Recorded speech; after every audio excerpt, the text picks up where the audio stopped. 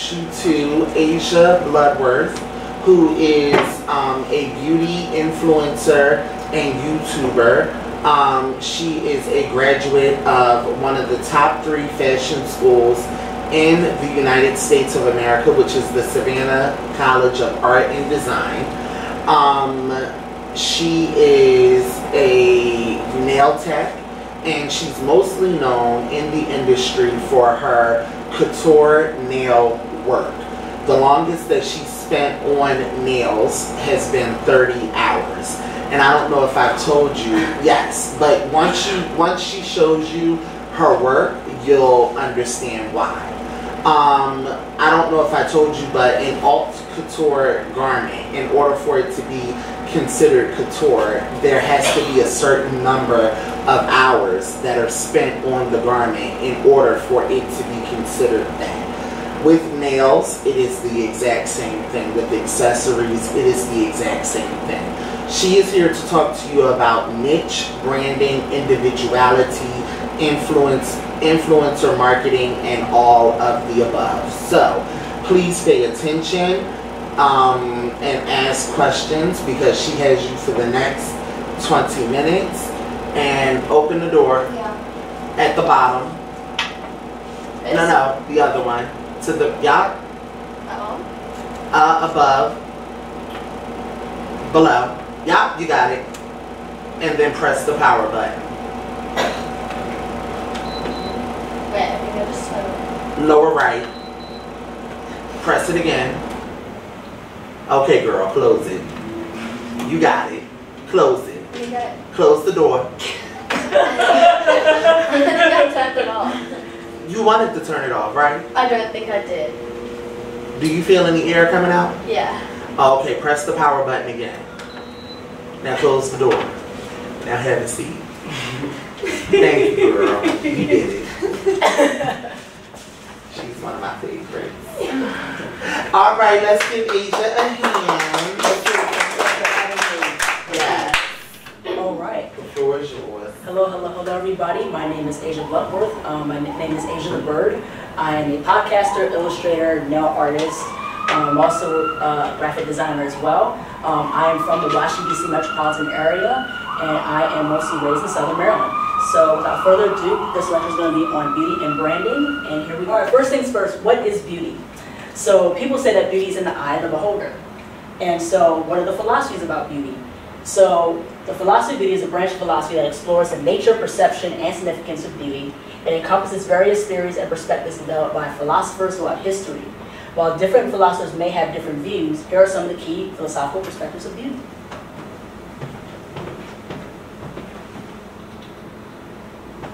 So, the philosophical perspectives of beauty, the first one is aestheticism. Aestheticism emphasizes the intrinsic value and pleasure derived from experiencing beauty. According to this perspective, beauty is an essential aspect of human life, and the pursuit of beauty is valuable in itself. Aestheticism often values art, aesthetics, and sensory experiences as means of accessing and appreciating beauty. The next one is objectivism. Objectivism suggests that beauty is an inherent property or characteristic of objects or entities. It posits that beauty exists objectively in the world and can be discovered or recognized by individuals. Subjectivism argues that beauty is subjective and lies in the eye of the beholder. According to this view, beauty is a personal and individual experience that varies from person to person. Subjectivists believe that beauty is not inherent in objects, but is created through the perception and interpretation of individuals. So the next two is formalism and postmodernism. Formalism emphasizes the formal aspects of beauty, such as form, composition, and structure. It suggests that the aesthetic value of an object or artwork lies in its formal qualities, rather than representation of the real world. Last but not least, postmodernism. Postmodernist perspectives challenge the traditional notions of beauty and questions universality. They argue that beauty is culturally constructed, influenced by power dynamics and social context. Postmodernists emphasize the diversity of aesthetic experiences and reject the idea of a single objective standard of beauty. So these are some of the few philosophies surrounding beauty. Of course, there's more philosophies that are nuanced and how it relates to truth and morality and knowledge, and as well as human life.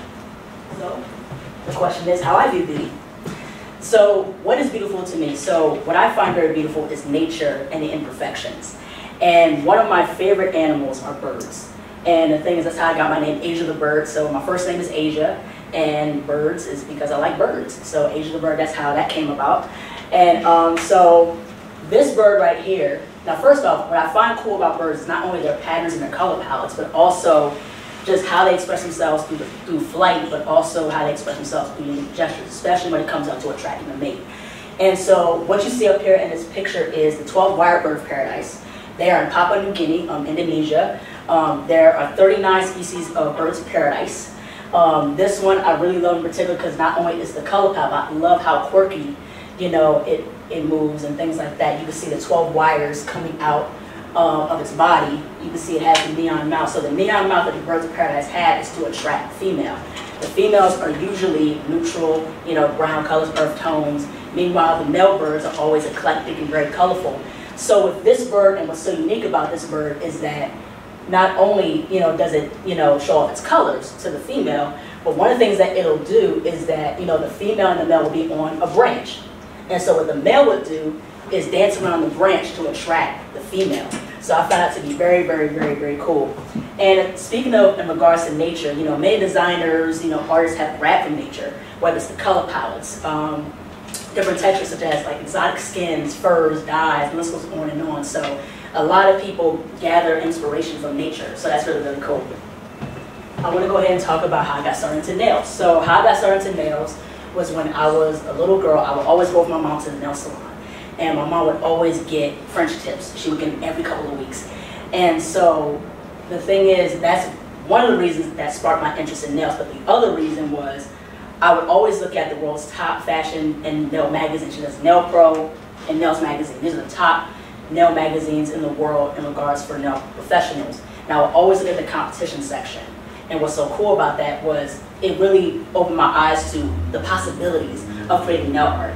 And so the three artists that I really love was Viv Simmons, who was from Australia, Catherine Wong and Sam Biddle, and these three were the artists I discovered looking at the competition section of the nail magazines. And they all did like covers of Nail Pro and Nails Magazine, and they're the top nail artists in the world. And so with being in such admiration of these nail artists, they show me that, like I said there again, the possibilities are endless for what you create on a canvas. And so you can use any medium to create a beautiful body of work. And you know, for some people, you know, people view the canvas differently, you know, whether it's the face, the hair, the skin, and even body stone, by the way, of course, it's probably through the 15th and 18th century. You know, another form of canvas, you know, how I look at it is like plastic surgery. You know what I mean? That could be a canvas in itself. So as you see up here, this is one of my nail art designs. So this is all inspired by mushrooms. And this is all sculpted with 3D gel, gel polish, little small rhinestones. And you can see me posing with my plants at home. So that is one of my nail art designs I really enjoyed creating. It was really, really cool. So what role does beauty play in branding? So the correlation between beauty and branding lies in the recognition that aesthetics and visual appeal play a significant role in shaping consumer perceptions and preferences. A well-designed, aesthetically pleasing brand can have a positive impact on how it is perceived by consumers and can influence their purchasing decisions. So here are a few key points in regards to beauty being in correlation with branding. So the first one is attraction and attention. Beauty in the form of visually appealing branding elements such as logos, packaging, and website design can attract attention and create a positive first impression. A visually striking brand has the potential to captivate consumers and make them more inclined to engage with a product or service. The next was emotional connection. Beauty and branding can invoke emotions and establish a connection with consumers. Through thoughtful design choices, a brand can create a visual identity that resonates with its target audience, evoking feelings of trust, excitement, or sophistication. This emotional connection fosters brand loyalty and encourage repeat purchases. The next one is differentiation and memorable identity. Beauty can help a brand stand out in a competitive marketplace. Unique and visually appealing branding can differentiate a company from its competitors and leaving a lasting impression in the minds of consumers. By creating a memorable identity, a beautiful brand can increase its visibility and recognition. Next two is perceived quality and value and consistency and coherence. So perceived quality and value is the aesthetic aspects of a brand can influence how consumers perceive the quality and values of its products and services. A well-designed and visually pleasing brand can convey a sense of professionalism, attention to detail, and high standards. This perception of quality can enhance a brand's reputation and justify premium pricing. The next one is consistency and coherence. Beauty and branding extends beyond individual design elements and extends to the overall coherence and consistency of the brand's visual identity. A cohesive and harmonious visual representation across various touch points reinforces the brand's message, values, and positioning. Consistency in aesthetics contributes to brand recognition and reinforces brand loyalty. It's important to note that while beauty can play a significant role in branding, It should be supported by substance. A visually appealing brand must also deliver on its promises and provide a positive customer experience to maintain long-term success. So as you can see, like, you know, of course, aesthetics is very, very important in branding, like the website, the packaging within your brand. But the main thing is the quality of the product. And once you have a good quality product to back up the aesthetics of your branding, you know, more consumers will come to you and will support your product. So the next one is brand equity. What is brand equity? Brand equity refers to the intangible value and perception that a brand holds in the minds of consumers. It represents the overall strength and worth of a brand, encompassing the positive associations, perceptions, and emotions that consumers associate with. Brand equity is built through consistent brand experiences, effective marketing strategies, and customer satisfaction. So these are the key aspects of brand equity. So the first one is brand awareness. Brand equity begins with a brand awareness, refers to the extent to which customers recognize and are familiar with a brand. High brand awareness is crucial as it creates a foundation for brand equity and increases the likelihood of consumer consideration and purchase. The next one is brand associations. Strong brand equity is built on positive brand associations. These associations can be based on product attributes, benefits, values, experiences, or emotional connections. The next one is perceived quality. The perception of a brand's quality significantly influences brand equity. When consumers perceive a brand as having high quality products and services, it enhances their trust and willingness to choose that brand over its competitors. The next three is brand loyalty, brand differentiation, and financial value. So the first one is brand loyalty. Repeat purchases and customer loyalty contribute to brand equity. Brands with a loyal customer base enjoy high levels of brand equity, as loyal customers are more likely to recommend the brand to others, contribute to positive word of mouth, and withstand competitive pressures. The next one is brand differentiation. Brands with a unique and differentiated position in the market tend to have a stronger brand identity. Strong brand equity, excuse me. Effective differentiation sets a brand apart from competitors and creates a distinct identity that resonates with consumers. Last but not least is financial value. Brand equity can also have financial impact. Strong brands often command premium pricing, leading to higher profit margins. Additionally, brands with strong equity are more attractive to investors and can have high market value. So, branding works hand in hand with marketing, and I want to talk to you about this book called The 22 Immutable Laws of Marketing, Violate Them at Your Own Risk by Al Raz and Jack Trout. So this is a book that came out in 1993, that's 3 years before I was born. So this is a book that my dad would always listen to all the time, and my dad had me listen to it when I was a young girl, understanding the marketing and understanding the ways of selling, you know, a product, selling my brand and things like that. So this is the #1 bestseller on Amazon in the market research business category, and I want to go over a few laws with you guys. So here are some of the laws. So the first one is the law of leadership. It's better to be first in a category than to be better. Being the pioneer in a market or category allows a brand to establish itself as a leader, making it difficult for competitors to surpass it. The next is the law of the category. If you can't be first in a category, create a new category where you can be first. Creating a new category allows a brand to differentiate itself and become the leader in a specific niche.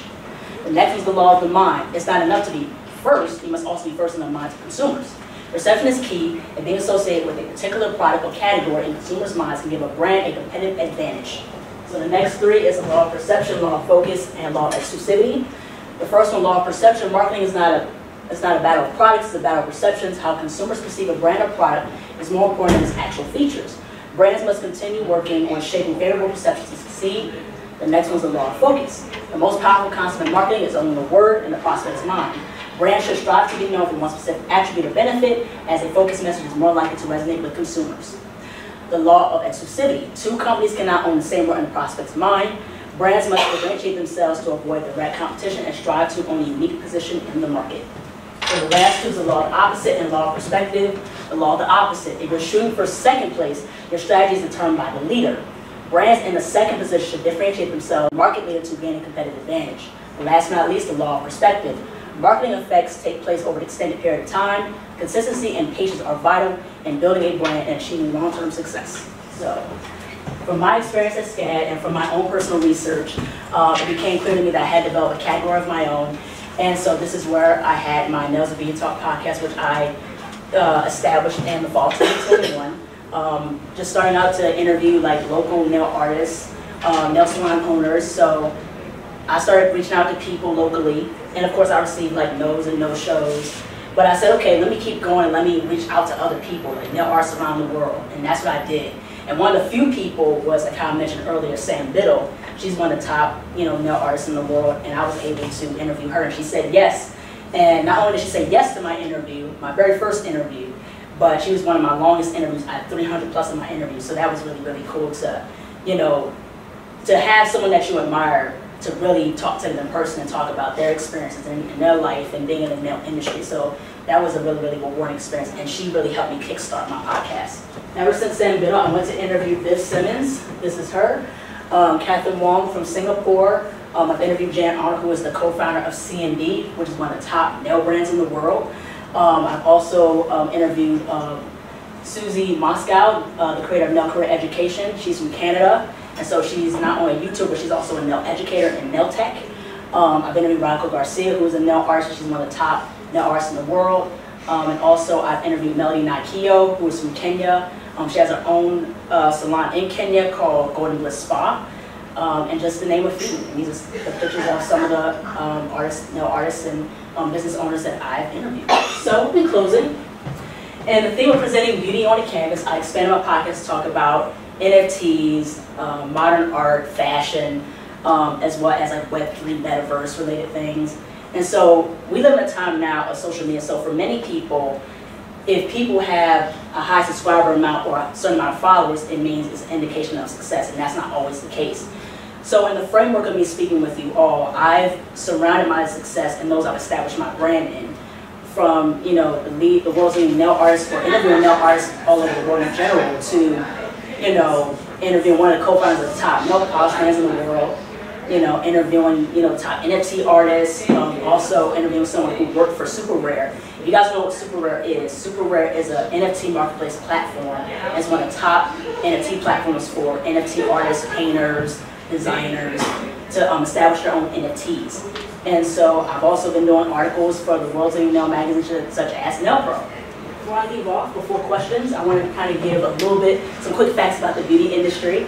So the first one is worth over $500 billion, specifically $571.1 billion. Approximately $49.2 billion is generated by cosmetic sales in the US each year. The third fact is the beauty industry is women dominated, so we have a lot of female entrepreneurs in nails, beauty, hair, skin.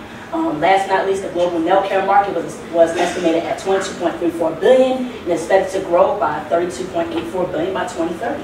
So last but not least, this is where you all can support me. Feel free to follow me on Instagram, Twitter, TikTok, and YouTube. My YouTube channel, that's where I have all my podcast episodes, so if you'd like to check out my podcast and see all my episodes, they're all on here. If you want to see my reels, my content, it's all on Instagram, Twitter, TikTok. I have some reels on YouTube as well. So that's where you can follow me and support me.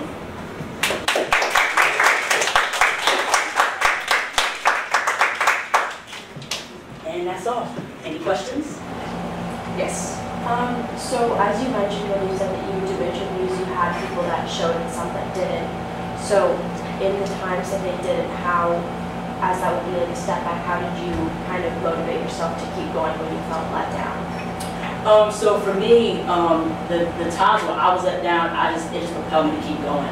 And I just kept reaching out to people, and that's all you can do. For some people that you reach out to is basically the waiting game. If they don't respond, they don't. If they do, they do. And so, and some of those times where I had no shot, I said, okay, let me reach out to somebody else. And there's people that, that said yes. So what I look for mainly is the yeses, not necessarily focused on the no's. So, make sure you're going to be rejected at times. You're going to be rejected at certain times in your life. Especially I've been rejected in terms of, trying to see people for interviews. But that kept me going to say, let me look for the yeses. Don't focus on the no's, but for the yeses. How do you stay up to date with current fashion trends, and how do you incorporate that with your nails? So how I stay up to date is mainly looking at different platforms, especially social media is very, very up to date in terms of news. So we're in an industry now, we're in a world now that social media is like the news where people post about different things, especially with what's going on in fashion and stuff like that. So I refer to YouTube, social media. That really helps me keep up to date with what's happening in the fashion industry, and especially discovering different fashion designers. One of the fashion designers I really enjoyed looking at was Kevin Germain. So he's a Swiss fashion designer, and he uses a lot of recycled materials, and his stuff is very, very colorful, haute couture, very fun. That's why I've also discovered Tahir Murad, who is a couture fashion designer who does a lot of gowns, similar with Elie Saab. And so there's different fashion designers all over the world that have their own unique way of expressing themselves. So, that's how I keep up to date, and especially with the fashion, with the nail industry as well. You know, with nail trends, what's going on, and things like that. So, you know, looking at different platforms such as Vogue, Elle, and also social media. You know, especially social media really helps me keep up to date. Yes. Like, besides, like, for, like, getting inspiration, how do you think the, like, nail industry and the fashion industry kind of connect to each other? So I believe that nails play hand in hand with fashion. And what I like about the nail industry now is that fashion designers are collaborating with nail artists from around the world to do different haute couture and other. So a perfect example is C&D. So Jan, like I said before, is the co-founder of Creative Nail Design, the top nail brands in the world. So her and her team would always go to Fashion Week, New York Fashion Week, and they'll collaborate with the Blondes. So the Blondes is another fashion brand that, you know, is ran by a gay couple, and they do these haute couture, over-the-top, luxury-type fashion designs, working with denim and gold and stuff. So they understand hardware, they understand texture, and that's what I like about their designs, the Blondes. So what Jen and her team would do is do like creative nail designs, like with gold accents, textures, and things like that. So what I like about different nail artists and how they collaborate with, you know, with fashion designers is that, you know, it can coincide, it can be cohesive with the fashion collection that's walking on the runway. Say for instance, like Schiaparelli or something like that. And they make like a gold design and things like that. I remember one time, like, I competed in Nail Artist, which was hosted by C&D, sponsored by C&D, and hosted by Nails Magazine. So Nail Pro and Nails Magazine are the top nail professional magazines in the world. And so with NTNA, you compete every week. And one of the weeks, it was like an haute couture inspired fashion nail set. So we had to do 10 nails, and one of my inspirations was from Blair. So I had to do like a certain look at a certain look, and do a whole nail design based on that certain look. So that's the thing. So that's really, really cool how fashion and nails really, really collaborate with each other. And especially, you know, nails is a fashion statement like anything else. It's not just the clothes. Like, people want to rock like the crazy nail stuff. So that's how really cool the industry is, that, you know, the places you can go with nail art is absolutely crazy. Do you have like moments when you don't have inspiration, and how do you deal with it?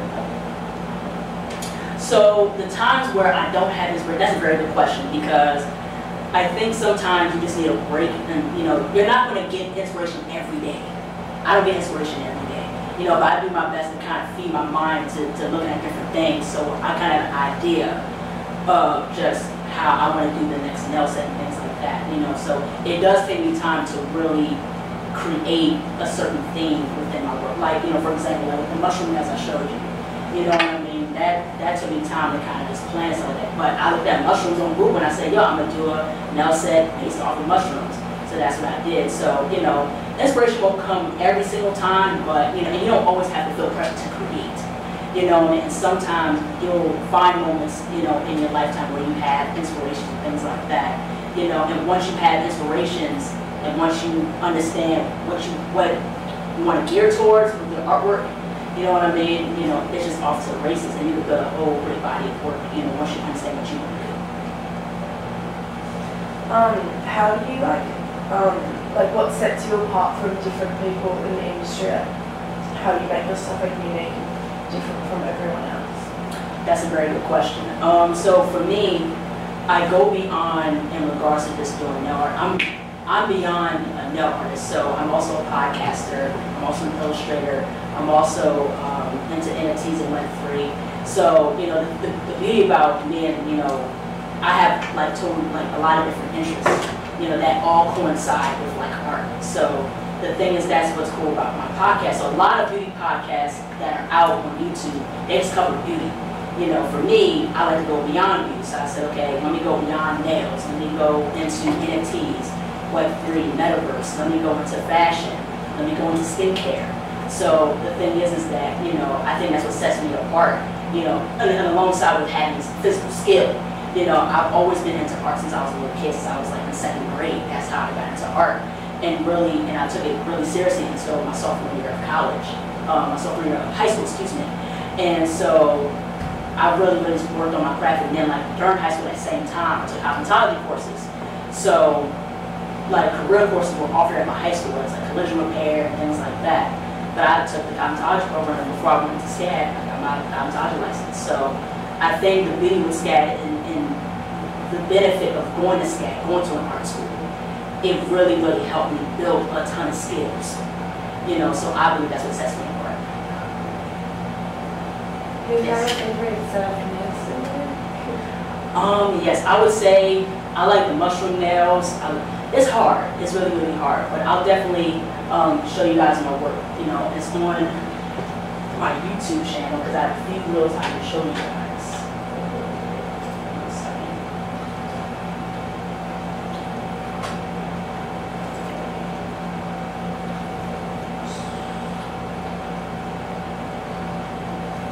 Okay, so this is, of course, as you guys can see, this is where you can find me on YouTube, and this all my interviews. I interview a lot of nail artists, NFT artists, people that enter metaverse, 3D designers, and things like that.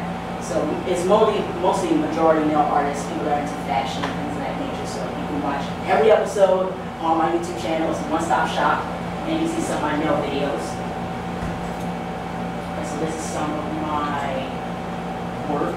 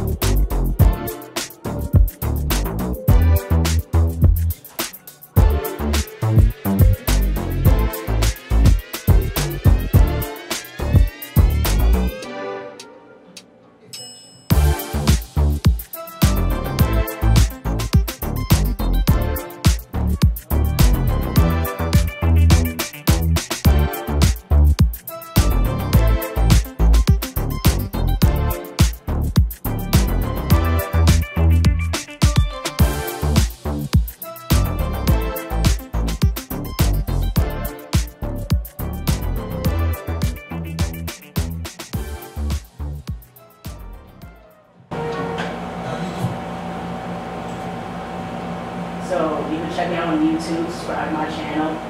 Or like I said, all the episodes of my podcast are on my YouTube channel. You can tune in to any episode you want. Including an interview with me. Yes. About my book.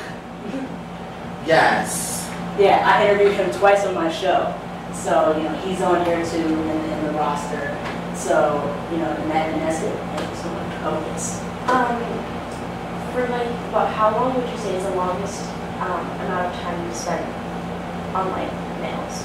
Like, actually. The longest I spent is like 30 hours. How long? 30 hours. I didn't know that. 30 hours? Yes. Asia. Oh my God, for a full set? Yes. Oh, that's too much, girl. Oh, yes. In your opinion, what do you you find is like the most effective way to like engage with your followers and like maintain a community around nails and beauty? So for me, not only am I posting on YouTube, I also post on TikTok and Instagram. And what I'm doing now is really posting clips and snippets of interviews that people can look forward to, or things that are already out. And also to like the people that I interview as well have shared clips of me interviewing them, but also like sharing the full interview. And that's how I gain subscribers, that's how I gain a following and things of that nature. So those really help. Last one. With doing nails, like, do you do any like research or like specific like look into like nail care? Because you were saying you do like you look into like skincare and stuff like that too. Like, do you ever do like nail care type of things for like the products that you actually put on the nails too? So a lot of the sets you see are press-on nails, and of course, like, you know, there is nail care involved with that. Like, especially if I do like a custom set, you know, I say, hey, you know, like file the nails down, you know, a little bit, you know, take off the shine, you know, apply like sticky tabs or nail glue. You know, you want to make sure, you know, those press-on nails are set. Like, you know, the stuff that I do in terms of press-on nails is like content, and so I don't worry too much about the nail care. You know, I remember working in a nail salon in my last year of college, so, you know, I'm dealing with different clients, so I have to really consider nail care, especially, you know, me doing my mom's nails all the time. I do manicures and pedicures, so nail care is very important when it comes down to those things. Even, you know, press-on nails, like, there's a whole service that's really popping out called cherish. So, you know, nail care is, like, involved with that, you know, of course, before you put on gel, and even when you put on a nail tip, because if you don't care for the natural nails, it's going to easily lift. You know what I mean? So you want to make sure that surface is free of oils. You know, you want to make sure, you know, the surface of your nails is dehydrated before you put any gel or acrylic on, because there again, if you don't take care of it properly, it's going to lift within a short period of time. Hydrated or dehydrated? Dehydrated. Oh, okay, dry. Yeah. Okay. Yeah, before you put on like acrylic or gel, Right. things like that. Okay. So that's the thing. So, and especially the reason why too, to add on, the reason why sometimes the enhancement doesn't stay is not necessarily the product. It's mainly because the nail artist doesn't prep your nails properly. So the nail artist has to prep your nails properly in order for that enhancement to stay. So that's very important. Mm-hmm. Did everybody ask a question? Yeah. Okay. Any other questions? All right, let's give Aisha a round of applause.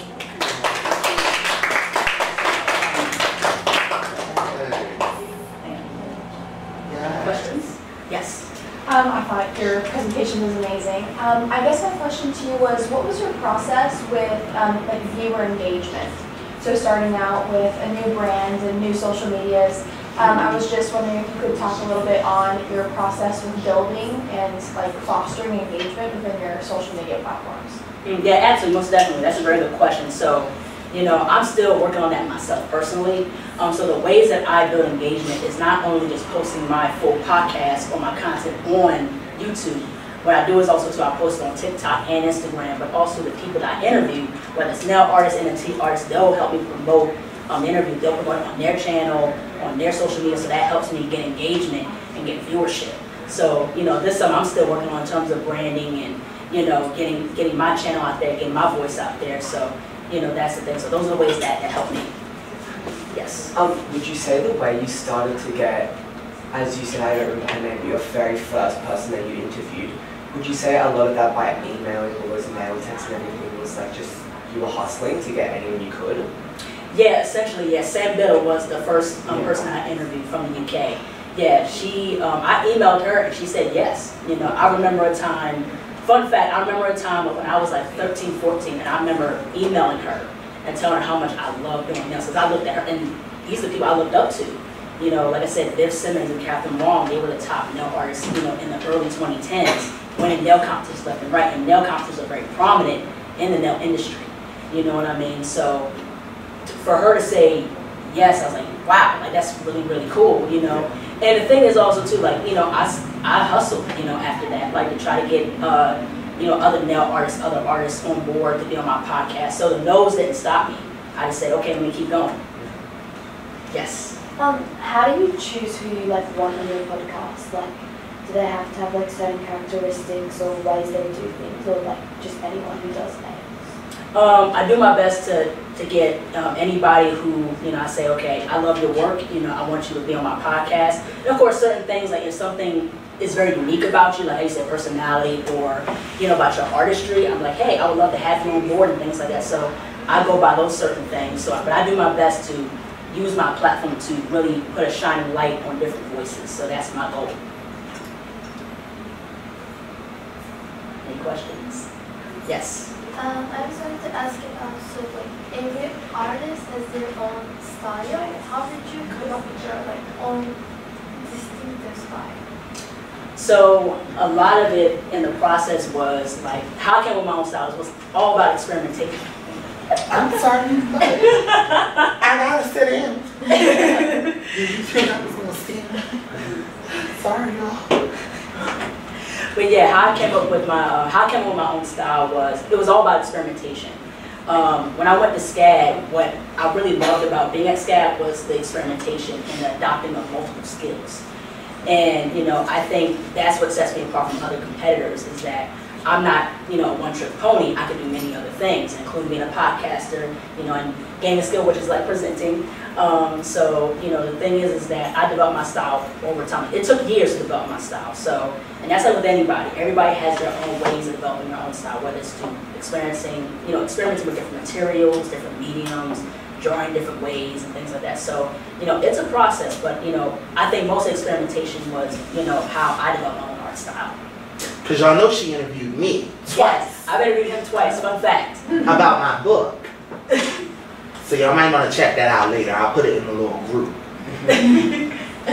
Yes. Did you teach yourself how to do the really big, intense styles, or did someone teach you how to do that? Good question. It's majority self-taught. So the nail art stuff, I taught myself. I just had a passion for it. I started getting into nails when I was like 14, 13.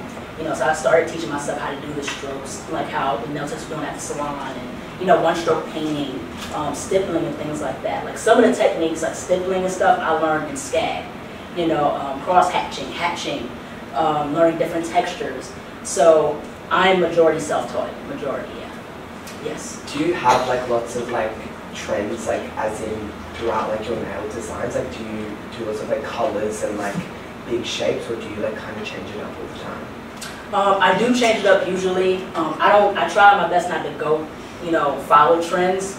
I do my best to stand out as much as I possibly can by, like I said, during experimentation, working with different mediums and be as out the box as I can. I could do hand-painted nail art, I could do 3D nail art, I could do out the box haute couture nail art, like how James was talking about. So I do my very best for the most part to, stay away from trends and be unique as I possibly can.